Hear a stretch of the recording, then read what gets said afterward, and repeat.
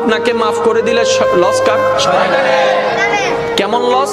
সে শয়তান আপনাকে দিয়ে আপনার পিছনে লেগে আপনাকে কলা কৌশল করে 50 বছরে যে গুনার পাহাড়টা তৈরি করে দিয়েছে, আপনাকে আল্লাহ সে মাফ করার সাথে সাথে 50 বছরের গুনাহ শেষ।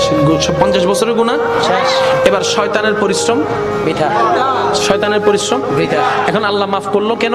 আপনি তওবা করেছেন, সেজন্য শয়তানে তওবা করতে দেয় না। নিজেকে প্রশ্ন করে দেখেন তো, আপনি এই গত 2 মাসে কয়বার তওবা করছেন? যেখানে আমাদের দৈনিক 100 বার করা দরকার, সেখানে কিন্তু 2 মাসে আপনি আমি একবারও করিনি। এবার নিজেকে প্রশ্ন করলাম, কি আমি তো গুনাহ করি, তওবার দরজাও তো খোলা আছে, আমি তওবা করলাম না কেন? আমি তওবা করলাম না কেন?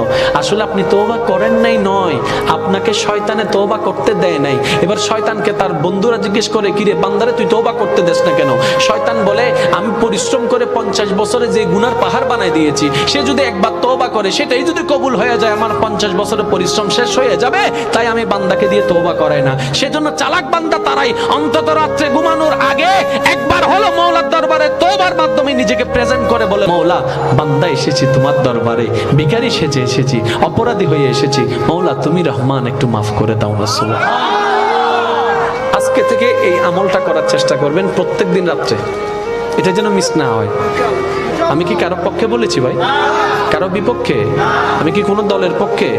না না না, আমি আমার নফসের বিপক্ষে, আমি আমার নফসের বিপক্ষে, আমি আমার কলবের পক্ষে। বলেন সুবহানাল্লাহ।